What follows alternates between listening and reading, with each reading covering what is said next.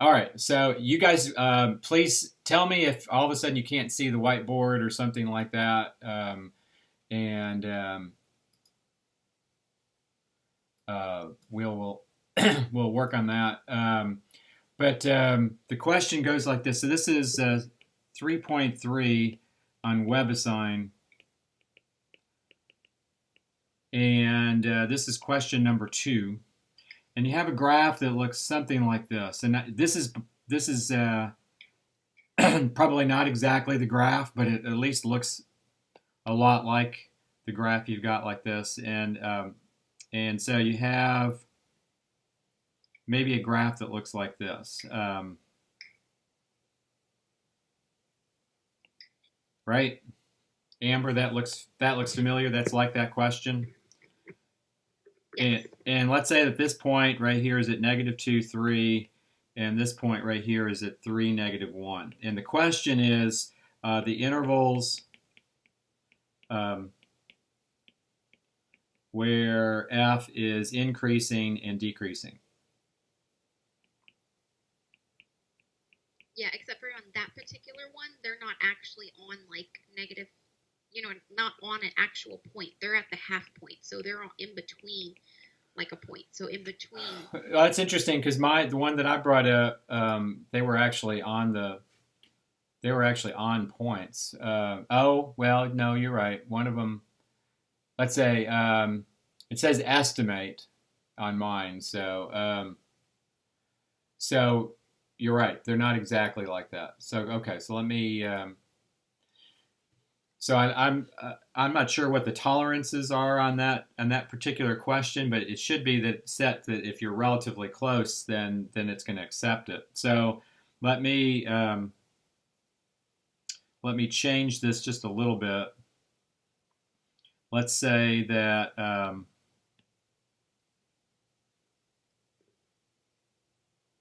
me erase part of this graph here, and I'm going to actually, let's say it looks sort of like this. All right. So that one's at least a little bit better. So let's at least talk about the increasing and decreasing part again, and then kind of go from there. So now when you're talking about intervals on the x-axis, what I want you to think about is the way I talked about this, and I don't know if you were there for that lecture or if you watched the recorded lecture or not, but the way I talked about this back then with domains and ranges especially was that you were walking along the x-axis. So if you're talking about intervals on the x-axis, always picture yourself walking along the x-axis, okay? And as you're walking along the x-axis, you've got this vertical line that goes above you and below you. In other words, you're looking straight up and you're looking straight down. And the question is, as you're going from left to right, is the graph rising or falling? And so right now, what's happening? For this guy who's walking along like this, the graph right now is rising. Right, the graph continues to, as we're going from left to right. Remember, you're always going from left to right. And so as you're going from left to right, what's the graph doing? The graph's coming up this way, isn't it? Like that, right? And so the graph is rising. And so the graph is rising until you get to this point right here at -2, 3, right? Its graph is rising until you get to that spot. And then what happens after that is you continue to walk along the x-axis. Now the graph starts to fall. And so the graph falls in this interval up to this point right here. Now, and that point, we don't really much, okay, so we're going to, the graph's falling right here. Right, and then after that, what happens? Then the graph starts to rise after that again. And then it just keeps on rising after that. So as you're walking along the x-axis, you're looking at the graph vertically, and as you're going from left to right, you're just asking yourself, is the graph moving up or is the graph moving down? And you're marking it along the x-axis. So notice what I did there is I marked it along the x-axis. Has nothing to do with the y-axis, by the way. So this has nothing to do with looking left and right. It's all about looking up and down and what the graph's doing as you're going up and down, as you're walking and looking up and down. So now that part of it, are all three of you that are with me right now, are you guys all okay with that? Anybody have a question about that part of it? Now, I haven't written anything down yet as far as the answers, but are you okay with that part of it? Yeah, I'm okay with that part of it. I'm following you. And I'm good. okay. So now on the x-axis, what you're doing is you're just reporting what these x values are. So the graph is rising right here. I'm shading this in like that. And then it's falling after that. Let me put that in a different color. And notice if I shade on the x-axis, I'm actually getting intervals on the x-axis. And that's what you're reporting, and that's what they want you to write down, or what those intervals are. And so what's the graph doing here? The graph is rising from, and that, when I say rising, remember that means the same thing as increasing. And the graph is increasing from negative infinity to, right now I've got it at -2. And then I would put a open parenthesis right there. Now, I don't, you might check WebAssign to see if they put a bracket there or not, but I'm going to say that it's an open, that in class, that's what I would do, is I would put an open parenthesis there and not include that endpoint. And I don't think WebAssign, or the question, let's see, it just says enter it using interval notation.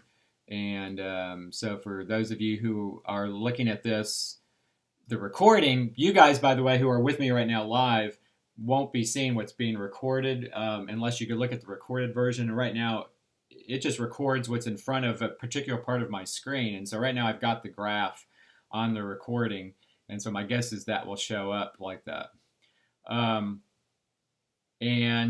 So anyway, sorry I'm being kind of disjointed here a little bit. All right, so let's get that stuff out of the way. So negative infinity to -2, and then this would be union, I'm sorry, and then it starts to fall after that. So it's falling, and that would be decreasing. And that would be from -2 to about 3. Now, if the x values don't look, like the graph I drew, where it had peaks and valleys at very specific points, if it doesn't have them at very specific points, then all you're going to do is estimate it. And, it should be that if you get within a tenth or two of the right x value, that it's going to count it correct.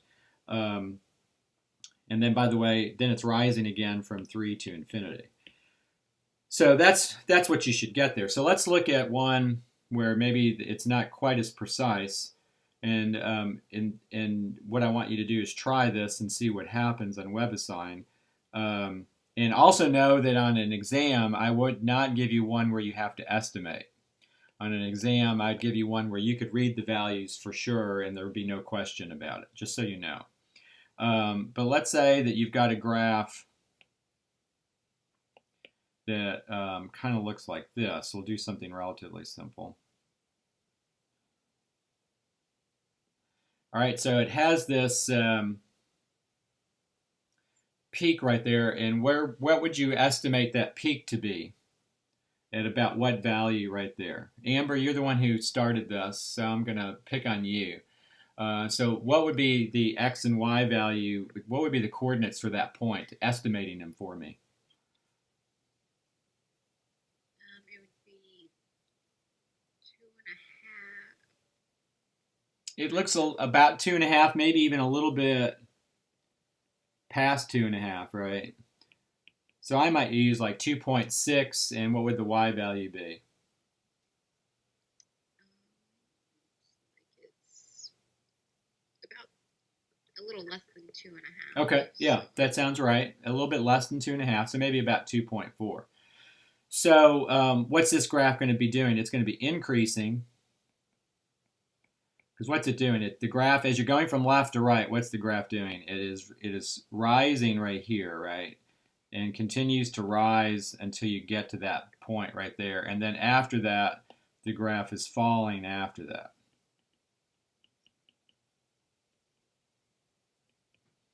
Right? So it's rising and then falling. So the graph is increasing from negative infinity to about 2.6.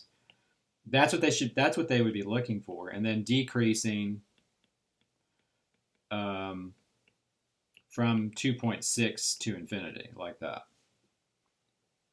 Okay. Yeah, I think it was just really throwing me off because I was like, I didn't know what to find. Right.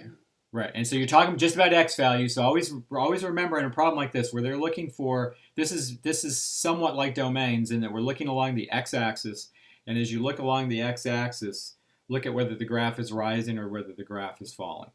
Right. And so you're looking vertically up and vertically down, and you're moving from always moving from left to right. Remember when you do that. So yeah, I think it was just that those half points were throwing me. Well, and try that, and remember the y value has nothing to do with this at all. So it's just the x value, and when you're talking about intervals on the x-axis, the y coordinates have nothing to do with it. So give that a shot and see what happens. Okay. Okay. Alrighty. All right. So and then you had didn't you have another question about what about problem 3? Problem 3 was the same thing, right? It was the same thing. And problem 4 is exactly the same thing. Okay. So all of those are the same. Okay. So what else? I give you all any other opportunities to ask a question right now. Anything else?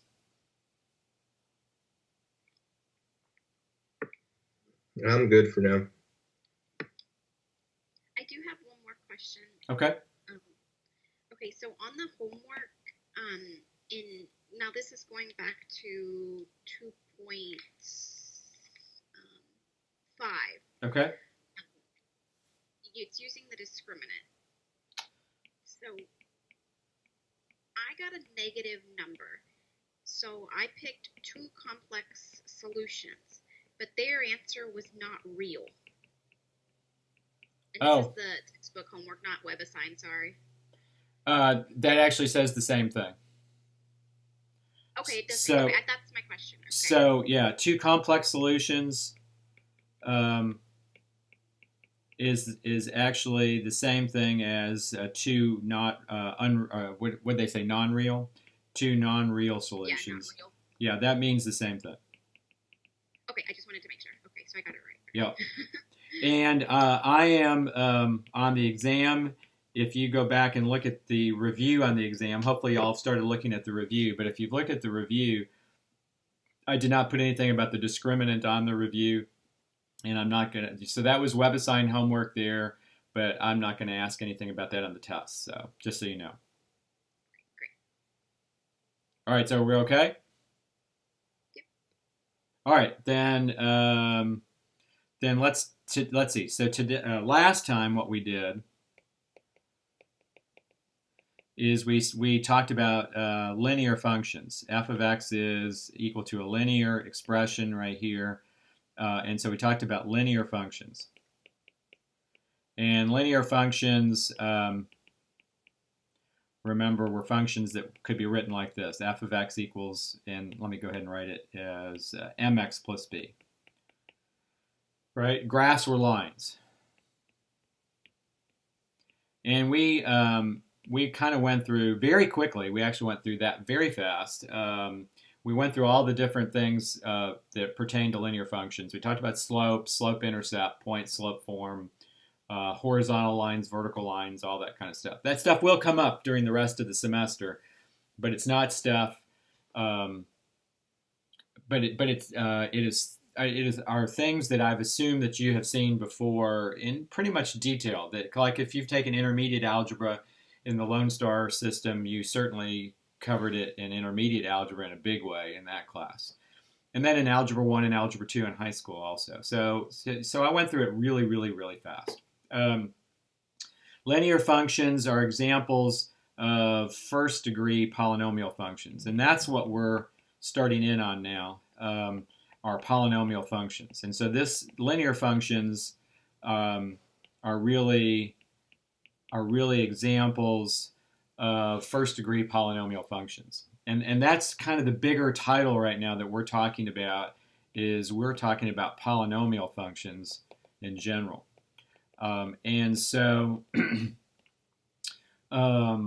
linear functions is really just kind of the start of that, is talking about that. And so today what we're going to do is go to the next step. So now we're going to, those were first degree polynomial functions. Today we're going to look at second degree polynomial functions. And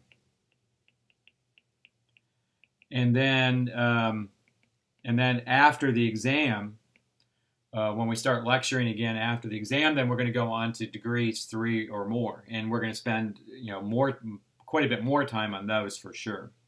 So second degree polynomial functions, remember their names are their special names are quadratic functions, right? So linear functions, kind of going back over this, linear functions are really first degree functions, first degree polynomial functions. Like that. And second degree polynomial functions are really called quadratic functions, right? Those mean the same thing. So the general form for a quadratic function looks like this, is f of x equals ax squared plus bx plus c. And the graphs for these are all parabolas. It's a more complicated graph than just a simple line. So second degree functions have graphs that are all parabolas. Now we've already talked some about parabolas and second degree functions because these were one of our basic functions happened to be a second degree function. F of x equals x squared, the square function, is really a quadratic function, right? And it's just the simplest quadratic function you can get. It's a parabola, right, with a vertex at 0, 0, like this, and then goes through these two key points right here, and you get a graph that looks like this. Right, so this parabola right here is the most basic parabola that you can get, and it's the graph of the squared function. This is the simplest quadratic function you can get. Now, what we're going to start doing is talking about some information that pertains to these graphs. The vertex is this point that in this case is the lowest point on the graph, and that's 0, 0. And also, these graphs always, because these are all parabolas that open vertically, either up or down, these all have an axis that is the vertical line that goes through the vertex that's called the axis of symmetry. And so the axis of symmetry for this parabola is the vertical line x equals 0, right? And then the intercepts for this graph, is kind of boring in this case. The x and y-intercept, the x-intercept and the y-intercept both is just 0, 0, right? And so that's all information that I'm going to want you to write down for any quadratic function. The vertex, the axis of symmetry, and the intercepts for sure. Now, and always be able to find that information. And there's a couple of other things that we'll want to talk about also. So now that is, a lot of times that's not a big deal, because like this function right here, let's say we have f of x equals x minus 2 squared minus 3. This is a second degree function also. This is quadratic. It's a second degree. It has an x squared in it. You had to have to square out the x minus 2. But this is a quadratic function. Now it's not written in this general form right here, right? This is the general form for a quadratic right here. And it's not written in that general form. It's written in a more specific form. This is written in a form where we can identify the shifts. because this is just some transformations, right? That the x minus 2 shifts the graph to the right 2 units, and then the minus x minus 2, and then the minus 3 here shifts the graph down 3. So notice what that does is that means that this information that we've got, or that I was talking about finding a minute ago, we can identify some of it right away here on the graph. So let's see, since the graph is a shift to the right 2, that's my shift to the right 2, there's my shift down 3. We just have this parabola sitting down here, right? All it is a shift, and the graph looks like that, right? So notice that some of the information we can find right away for this graph. I can write down the vertex because of the shifts on the graph. The vertex is sitting down here at this point 2, negative 3, I'm sorry. And so the vertex is at 2, negative 3, like that. And the axis of symmetry, I'll just write the axis here, is this vertical line that goes through the vertex. So this is, that I'm putting in this heavy dashed line right here. That's our, hold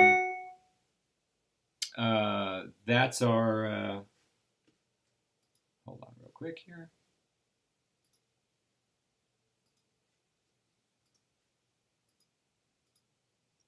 Okay, that's our axis of symmetry, that vertical line, and that vertical line is x equals 2.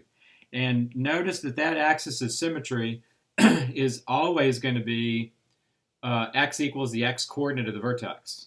So this is always the x-coordinate of the vertex is going to be the axis of symmetry. So let me write that down here, that this is the x-coordinate of the vertex. And in fact, that's always going to be true. That's the x-coordinate of the vertex. All right, and now the intercepts might be a little bit more challenging to find here. So the x-intercept, and by the way, so on your next exam, on exam 2, this will be one of the beginning topics on exam 2. And I'll give you a quadratic function, and I'm going to ask, what's the vertex? What's the axis of symmetry? What are the x-intercepts? What's the y-intercept? I'm going to ask all that information immediately. So now the x-intercepts, well, you may not be able to, what are the x-intercepts from the graph? You may not be able to tell where the graph crosses the x-axis possibly. You could estimate it, but, I'm going to want you to find the specific values there. And so we have to think about how you find x-intercepts on a graph. And so you find x-intercepts by setting y equal to 0. Right? So you set y equal to 0 in the equation.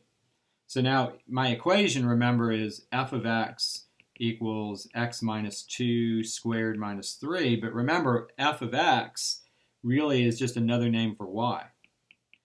And so this is your equation, like that. And so when you set y equal to 0, you put 0 in for y right here, and you get 0 equals x minus 2 squared minus 3. And notice we can solve that equation for x. We add 3, like that, and then we take the square root of both sides of the equation, and we get plus or minus the square root of 3 equals x minus 2. Remember, you have to use the plus or minus because there's a positive solution and a negative solution. And also, just looking at the graph, you've got two x-intercepts, so it's pretty clear that there's got to be two solutions there. And then you add 2, and there, sure enough, there you got it. There's my x-intercepts, the exact values for those. So, and it's okay, and unless you're going to use them on the graph specifically, it's okay to leave the exact values there. And so you get 2 plus the square root of 3, 0, and you get 2 minus the square root of 3, 0, like that. And if you just wrote 2 plus or minus the square root of 3, 0, I'd be okay with that for the an abbreviation there. So those are my x-intercepts. All right, and then the y-intercept. And again, if you're not able to read the y-intercept directly off the graph, then remember for the y-intercept what you do is you set x equals 0. So in my equation, I set x equals 0, so you get y equals 0 minus 2 squared minus 3. So notice I put a 0 in place of x. So that's y equals negative 2 squared minus 3, or y equals 4 minus 3. And so you get y equals 1.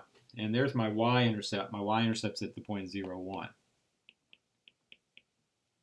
Okay, so in a problem like this, because the equation was written so you could identify the shifts of the graph, then it was easy to find the vertex and the axis of symmetry, and then the intercepts, you're just substituting 0 for x and 0 for y. Now, something else that you may see come up in some of the WebAssign questions and also in the textbook also is they may talk about maximums and minimums. But notice that in this problem, the vertex is a low point on the graph, right? Is a low point. And so it is a minimum. So so that means that the y value is a minimum. And the book may refer to it as an absolute minimum, possibly, because it's the absolute lowest point on the graph. So that negative 3 is the minimum y value, right? All the other points on that graph have a y value bigger than negative 3. So for a parabola that opens like that, that's what's going on. So, all right, so that seems okay. Please stop me if you have a question. So nobody's yelling at me, so I think we're okay. So on the next problem, you have f of x equals negative 2 times x plus, let's say, 1 squared. Let's say minus 2. Okay. So this graph is also, or this equation rather, is also written so that the shifts are easily identifiable. Right, so if you're talking about the vertex, let's list the information we're talking about. The vertex, the axis of symmetry, the x-intercepts, and the y-intercept, like that. If those are the things that we're going to try to find. Then because the shifts on this graph are left 1, that's because of the x plus 1, and down 2, right? That tells me that the vertex has got to be at the point negative 1, negative 2, right?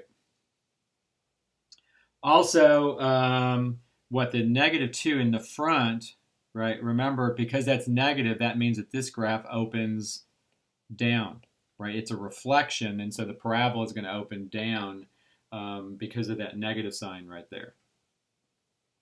The axis of symmetry is the vertical line that goes through the vertex, and so that would be x equals negative 1. Like that. And then the x-intercepts and the y-intercepts. Now the x-intercept, if you thought about the graph here, or at least a little bit of general things about the graph, you would understand, you could geometrically see what's happening here. That what have you got? You've got a parabola that goes through the vertex at negative 1, negative 2. There's my vertex at negative 1, negative 2. And what do I know about the graph? I know that the graph opens down. And because the graph opens down, and I'm just going to make a rough sketch. The graph opens down like this. What has got to be true about the x-intercepts? Well, it doesn't cross the x-axis. And so the picture here, if you just think about it in general, that you have the vertex located at negative 1, negative 2, but the parabola opens down because of that negative 2 in the front there, that tells you that there can't be any x-intercepts for this graph. All right, and you could write none right here. Now, just because there's no x-intercepts, let's say you didn't know that. Let's say you didn't see that. Then what would you have done? To find the x-intercepts, just like I did on the previous screen, you'd set y equals 0 in my equation. So my equation would look like this. Right? You'd set y equal to 0. And then you'd solve it for x. So this would be exactly like the problem we saw on the previous screen. You add 2 to both sides. And then what I'd have to do here is I'd have to divide by -2. And if I divide both sides by -2, I get -1 equals x plus 1 squared. And so notice when you take the square root of both sides on this one, you get plus or minus the square root of -1 equals x plus 1. And so -1, you could, well, before I even do that, what is the square root of -1?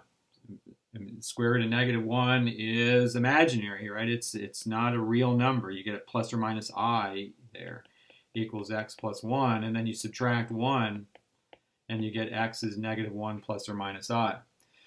So because you got imaginary solutions, then that tells you there's no real solutions, right? And so that means no x-intercepts, right? Imaginary solutions don't show up on the graph at all. There's no place to graph imaginary numbers on the coordinate system here.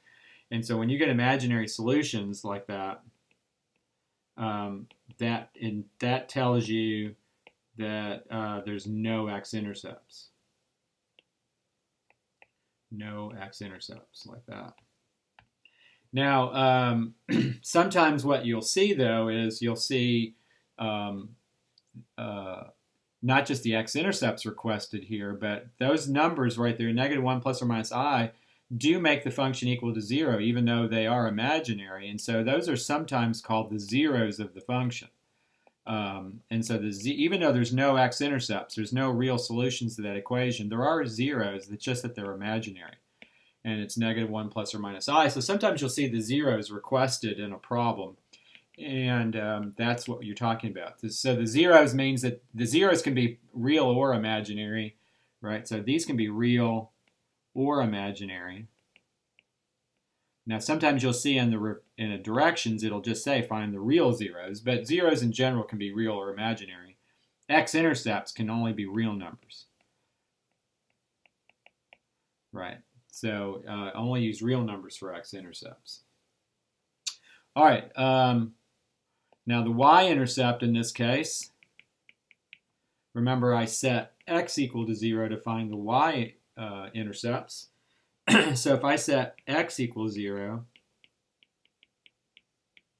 like that, I get -2 times 0 plus 1 squared minus 2. Whoops. Yeah, right. That's right. And so you get y equals -2 times 1 minus 2, or you get y equals -4. The y-intercept's typically going to always be easier to find. So my y-intercept here is at 0, -4, like that. All right, and then certainly you could sketch the graph if you want to. You have enough information to make a sketch of this graph. I'm just going to kind of put it, kind of fit it in here as best I can. So let's see, we've got a vertex at -1, -2. So there's my vertex. And then I've got no x-intercepts, but I've got a y-intercept at 0, -4. So -4 is right there.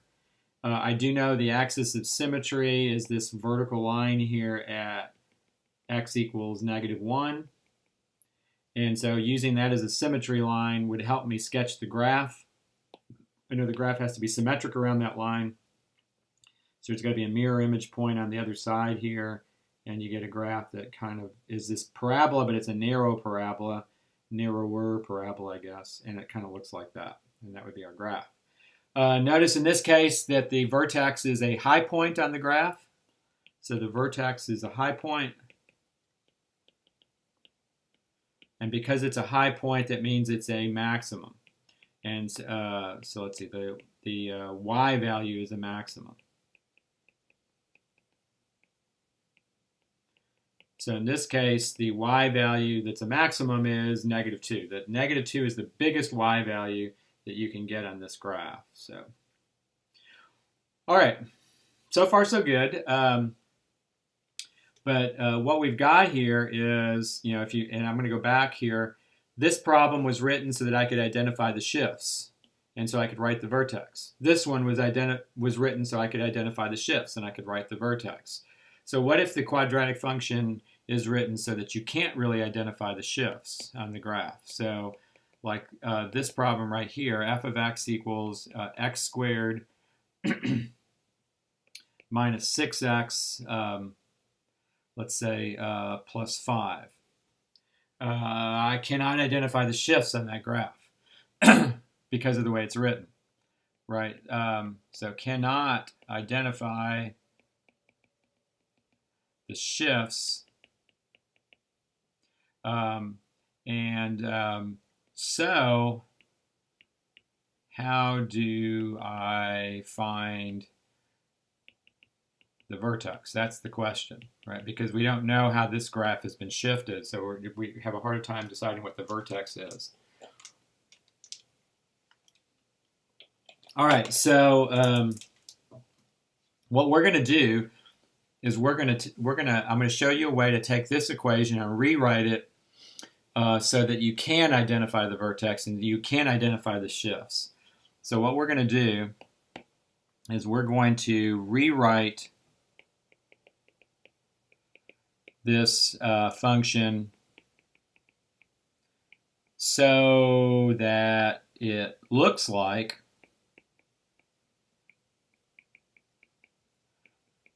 the previous two examples,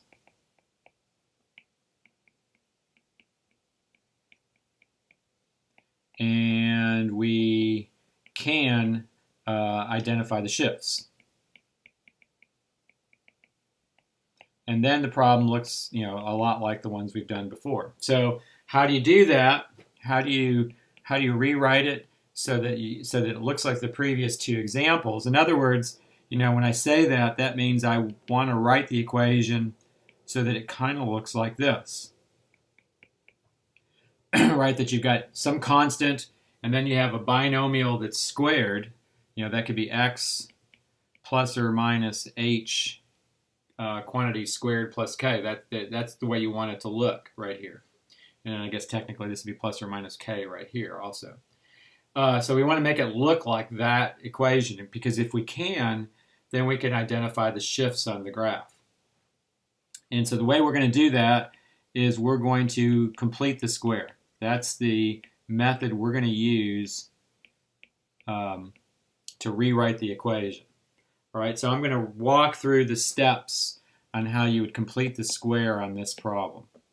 So the first step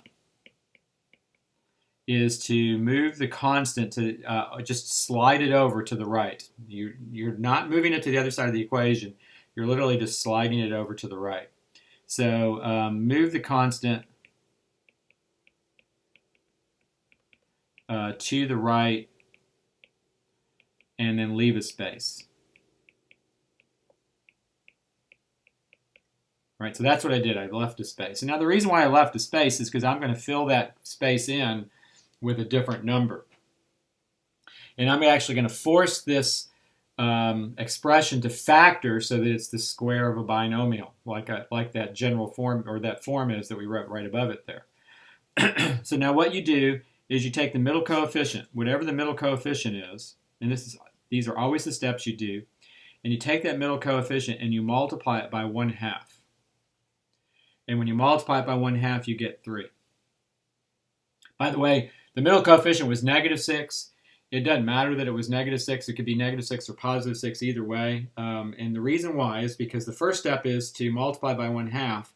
And then the second step is to square the answer that you get. So you get 9. And since you're squaring it, it's always going to be positive. Right? And so those two combined, you take half the middle coefficient, multiply it by 1/2. You square that number, and you get 9, and that's the number I'm going to add in that space right in there. I'm gonna put this in a different color in here. I'm gonna put plus 9 like that. That's what I'm adding to that little spot right there. Now that is a problem because if you think about it, because just adding 9 means that you've actually changed the equation. So what we do here, and this looks kind of weird, I know this, but you also always do the opposite right there. So you add this constant and you subtract it also. So what is adding 9 and subtracting 9 to this equation? What does it really do? It really means I really haven't done anything at all. So always add here. And it's always adding, by the way. Always add here. And then always do the opposite over here. And so what does that really mean you've done? It really means you haven't done anything, which is good, that we don't want to change the equation. But what that does for us is it gives us this trinomial that I'm highlighting right here. And that trinomial is always factorable, always factorable. That's why you go through those steps off to the side. You can multiply by 1/2 and then you square. And so what I get here is I get x squared minus 6x plus 9 factors is x minus 3 squared. And by the way, that 3 is always going to be the square root of the constant that you added in. So in this case, the square root of 9 is 3. And the minus sign is always the same sign as that sign right there. And then outside the parentheses, what do I get? I get a minus 4. And notice this equation is now in a form where I can identify the shifts. That's what we're trying to do. Right? This equation that I just wrote down is exactly the same equation as the original one. It's just written in a different form. It's written in a form so that I can identify the shifts on the graph. And so the shifts are right 3 and down 4. And so that means that I can write down the vertex here, that the vertex here is going to be at 3, negative 4. The axis of symmetry is going to be at x equals 3. All right, and the x-intercepts and the y-intercepts actually are really not too hard on this problem, as it turns out. The x-intercepts, if you, let's see, I'll put that right over here in a different color so it kind of stands out a little bit. The x-intercepts, if you set y equal to 0, and by the way, you can choose where you want to set y equal to 0. You could set y equal to 0 in this equation right here. And when you add 4 and then take the square root, you get plus or minus 2 equals x minus 3. And then you add 3, you get 3 plus or minus 2 equals x. So what does that give you? That gives you x equals 5 and x equals 1. And so the x-intercepts are at 5 and 1. So at 5, 0, and at 1, 0. Now, I set y equal to 0 in the equation that we got at the end. We could have set y equal to 0 at the very beginning, in which case I would have gotten 0 equals x squared minus 6x plus 5. And then I would have factored that. Now, and that works nicely here. You get x minus 1 times x minus 5. And so that gives you, x minus 1 equals 0, or x equals 1, and x minus, x minus 5 equal to 0. So you get x equals 5. And you get the same answers, obviously. Now, that doesn't always work in that one was factorable. X squared minus 6x plus 5 factored nicely. And it's possible it might not factor, in which case then, the first way I did that one, the way I did that x-intercept in red would probably be the way to go. And finally, the y-intercept on this particular problem, remember how you find the y-intercept is you set x equals 0, but notice in the in the original equation, if I set x equals 0, it's actually easy to solve that equation because you get y equals 0 squared minus 6 times 0 plus 5, and so you just get y equals 5. And so our y-intercept here is at 0, 5.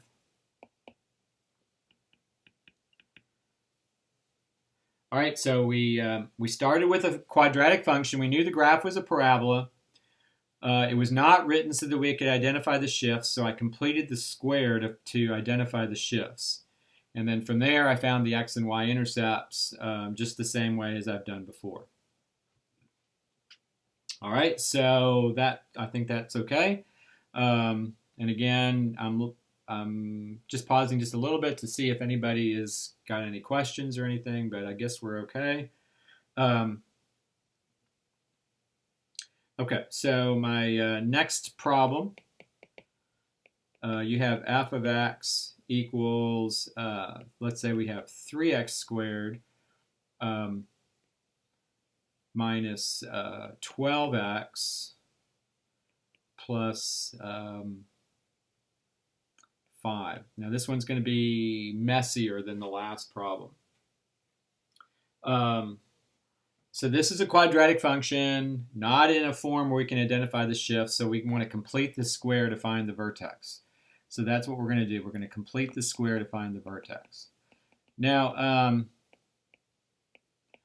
I will warn you that the textbook in WebAssign does, as far as finding the vertex, they also kind of present a formula for finding the vertex.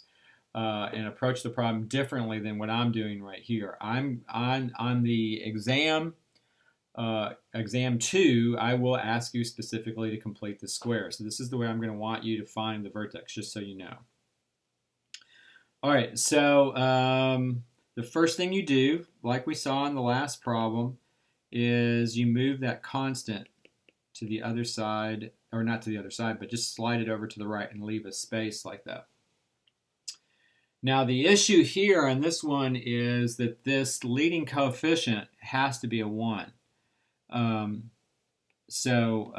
Let's see, this thing in front of the x squared must be 1 right here. And it's not a 1 right here, it's a 3. So whenever that's true, whatever that leading coefficient is, you've got to factor it out of those first two terms. So in this case, there's a common factor of 3. And so you take out that 3. And then I close off the parentheses, and that plus 5 stays off to the side by itself. That's why I moved it over to the right at the very beginning, because I don't want to worry about trying to take the 3 out of that 5. If you try to do that, you will not get the problem correct. You won't be able to complete this square. Also notice that 3x was really the common factor between 3x squared minus 12x.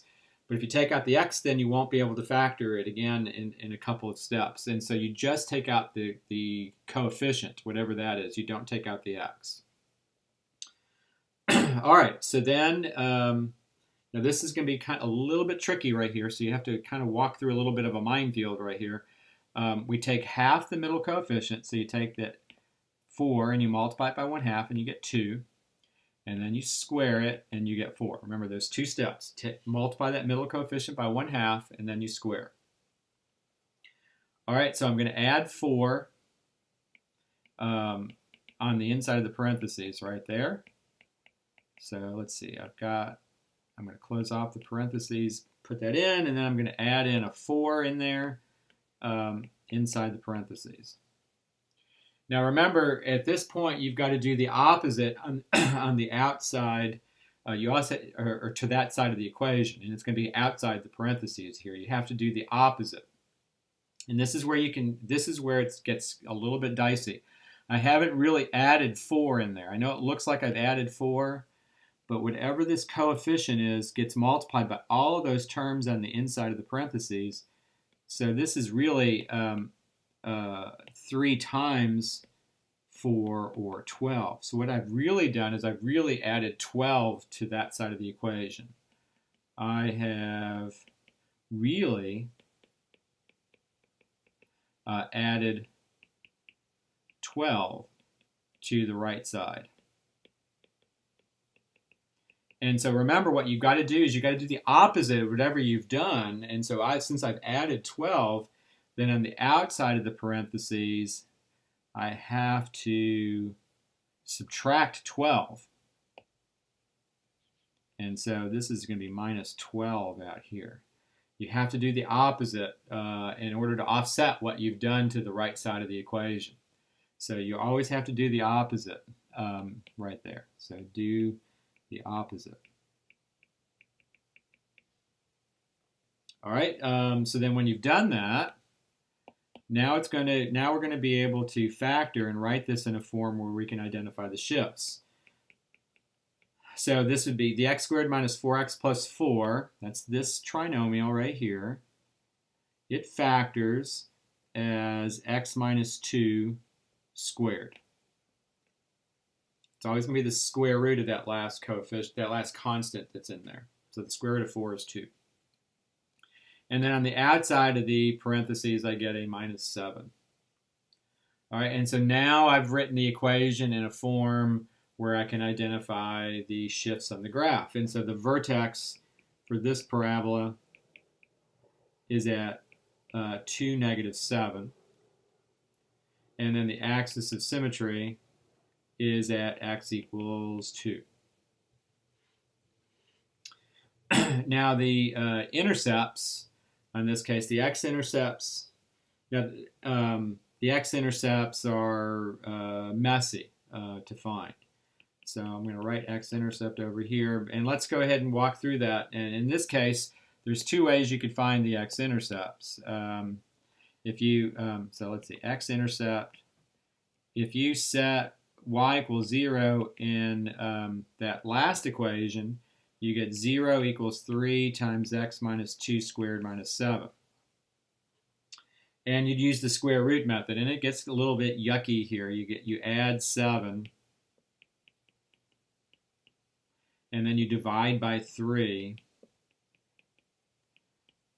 and then you take the square root of both sides of the equation. So this gives you the plus or minus the square root of 7/3. I told you it was yucky, equals x minus 2, and then you add 2, and you get 2 plus or minus the square root of 7/3 equals x. Now, and those are our x-intercepts, not necessarily a particularly nice form. Remember, and I think maybe you may have run into this problem before, but the square root of 7/3 is probably not something that WebAssign would write.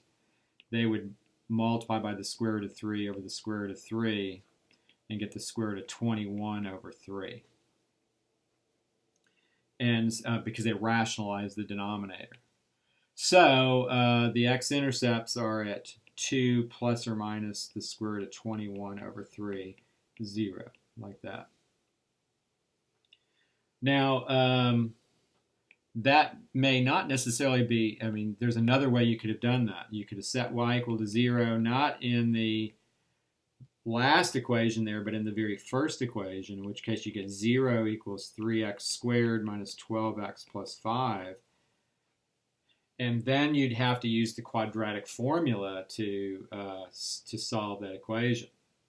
So you'd end up with x equals 12 plus or minus the square root of -12 squared minus 4 times a times c, all divided by 2 times a. So you get x equals 12 plus or minus the square root of 144 minus 60, yuck, over 6. And so then that gives you 12 plus or minus the square root of 84 over 6. So that's probably even yuckier in this case. But sometimes, setting y equal to 0 in the original equation makes the problem easier. In this case, maybe not so much. Square root of 84 does in fact simplify, believe it or not, because 84 is 4 times 21. And so this is 12 plus or minus 2 times the square root of 21 over 6. And then you could cancel out a 2, so it's like it goes on forever here, and you get 6 plus or minus the square root of 21 over 3. And believe it or not, that's the same answer as what we got. It's just written in a slightly different form. But that would be the same as this one right here. So that's 2 different ways of finding the x-intercepts.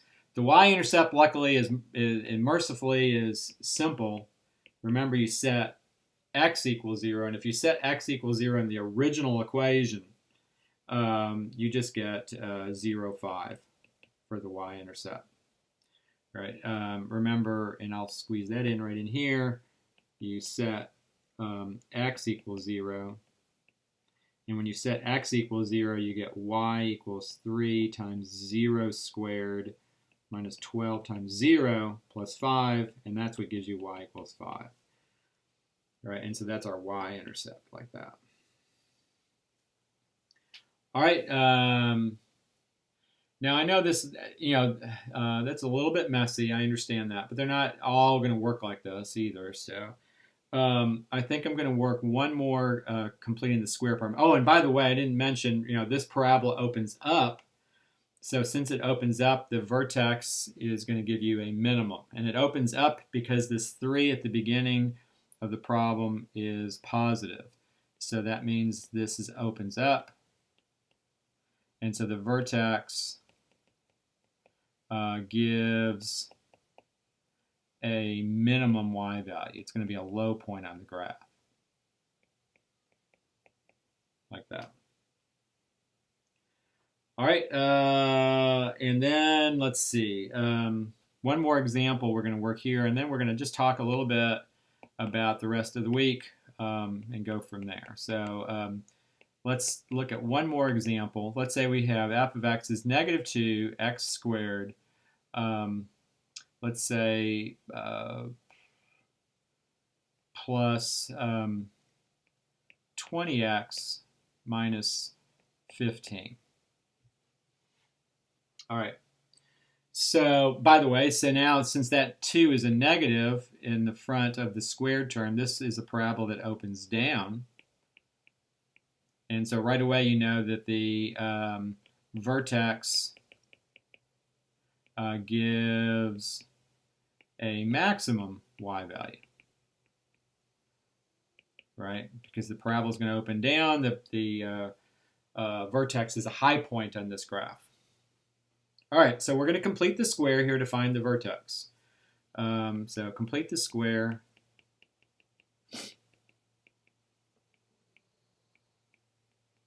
To find the vertex. So to complete the square here to find the vertex, you have f of x equals negative 2x squared plus 20x, and then I slide over the 15. And then remember what you got to do is you got to take that leading coefficient and factor it out of those first 2 terms. So I factor out the negative 2, and that leaves me with x squared minus 10x. Notice since I'm taking out a negative, both signs change. And please leave that minus 15 off by itself off to the side there. That has nothing to do with the factoring at the beginning of the problem. It never does.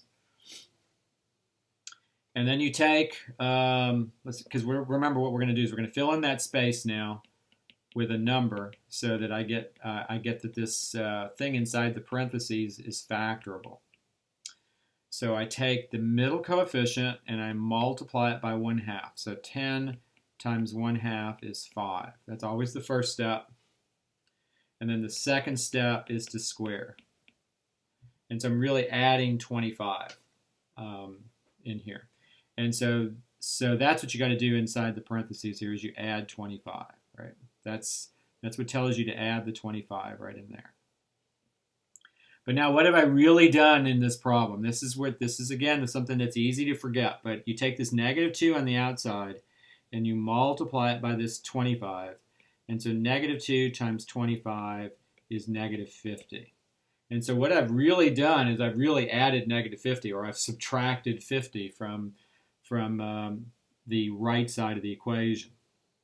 And so remember, over here then, you have to do the opposite. Do the opposite right here.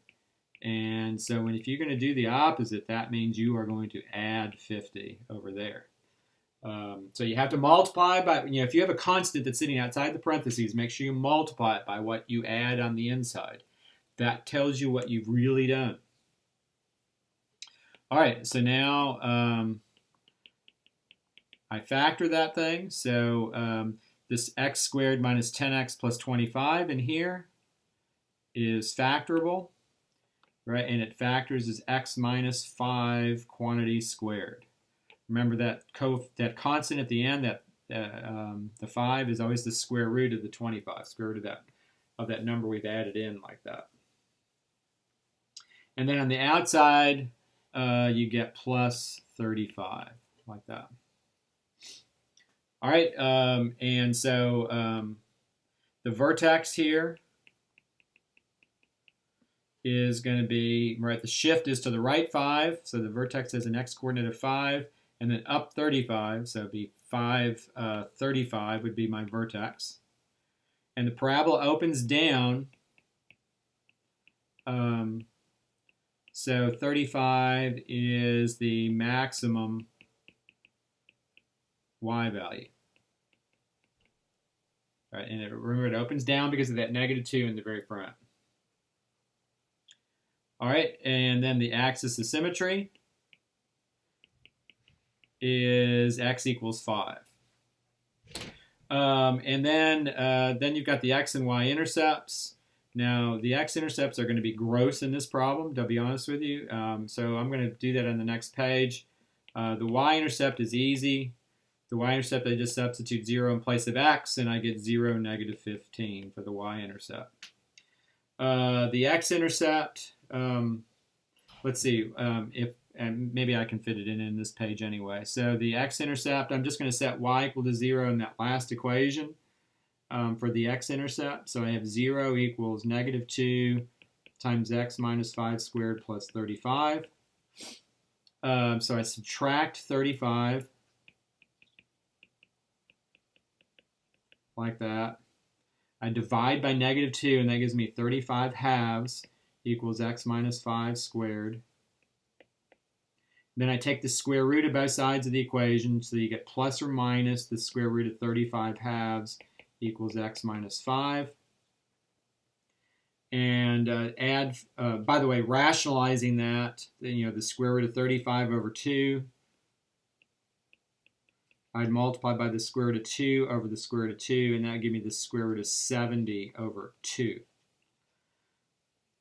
And so you get plus or minus the square root of 70 over 2 equals x minus 5, or add 5, and you get 5 plus or minus the square root of 70 over 2. All right, so those are my x-intercepts. 5 plus or minus the square root of 70 over 2, and then 0 for the y value. All right, don't forget that, on exams, I tend to steer away from numbers that are really gross. I'm really not trying to weigh you down on exams with heavy-duty arithmetic. I would rather that you get the algebra right? The arithmetic is, I really don't want to spend a lot, I don't want you to have to spend a lot of time having to deal with really, really, really gross arithmetic. So, all right, so let's flip the screen here. First of all, textbook homework on quadratic functions. So this is, by the way, this is in section 5.1 in your book. 4.1 was linear functions. 5.1 is quadratic functions. And so those problems are on page 357 of your book. And so these would be good problems to actually practice graphing the stuff that we've done right here. So this is on page 357, problems 7, 9, 11, and 13. And let's see, 15 and just 15 rather. And then 21 and 23 and 25. Okay, so that's on section 5.1. And I think that would probably be sufficient for going through those problems. Okay. So now to talk about the rest of the week. Now I did send an email yesterday through WebAssign. Do you guys that are with me live right now, do you guys are getting those emails through WebAssign? Yes or no? I got it. Yes. Oh, okay. Good. So so I'm trying to send you out weekly updates. So the rest of this week is really going to be different. So right on Wednesday, first of all, no lecture. Right on Wednesday, and instead I'm going to be on campus for on-campus hours, and those are going to go from 4 to 6 in the evening.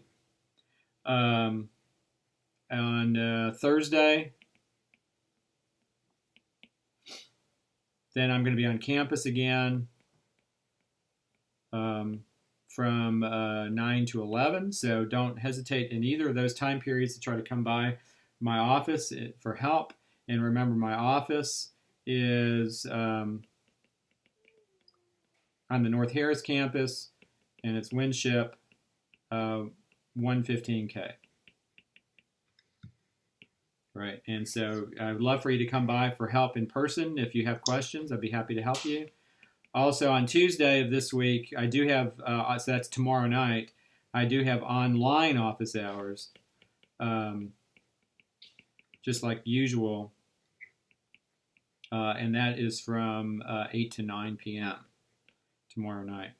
So let's see. And then finally, the exam, opens on Thursday, like I've already talked about through my email update. So does anybody have any questions about any of the stuff that leading into this first exam? Remember, you do have a review that's through my Google site at the very bottom there that I've posted, and so those reviews are really good reviews to give you a good idea of what the exam is going to look like, the kinds of questions I'm going to ask. And I never ever ask anything that is not on the review. Okay, just so you know. So if I don't put a particular topic on a review, it means I'm not going to ask about it on the test. So, do any of you guys have any questions about anything? I have a quick question. When we go to take the exam, Okay. Now I'm not looking at the syllabus, so I don't recall if you mentioned it, but what do we need to take with us? In the past, we've had like a blue book. No, don't worry about that. All you need is a photo, ID, and a pencil or a pen, whatever you write with. If you want to bring a calculator, you can, a scientific calculator or a graphing calculator that doesn't have a keyboard on it. But basically, all you really need for sure is a pencil and your photo ID. Okay, so nothing else other than just pencil and a picture ID. Yep. Doug, what did you have? I'm trying to locate the review.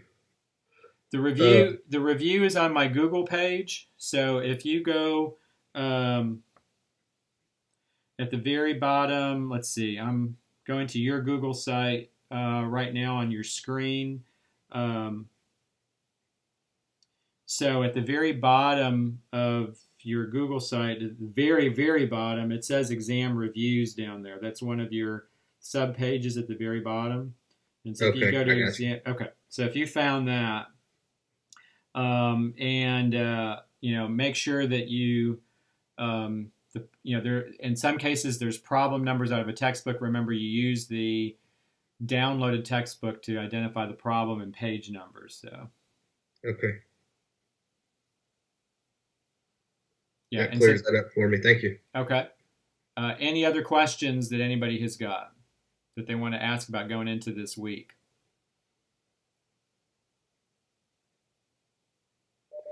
I'm good.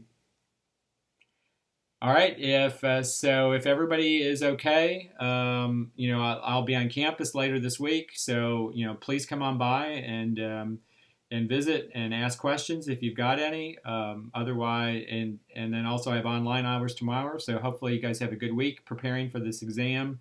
Um, and let me know how I can help you out. Okay. All right. Thank you. Thank you.